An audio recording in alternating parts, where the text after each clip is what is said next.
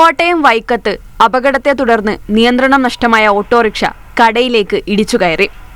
മുന്നിൽ പോയ ഇരുചക്രവാഹനത്തിലിടിച്ച് നിയന്ത്രണം നഷ്ടമായ ഓട്ടോറിക്ഷയിൽ എതിർദിശയിൽ നിന്ന് വരികയായിരുന്ന കാർ ഇടിക്കുകയായിരുന്നു. കാർ ഇടിച്ചതിന്റെ ആഘാതത്തിൽ ഓട്ടോറിക്ഷ കടയിലേക്ക് ഇടിച്ചുകയറി.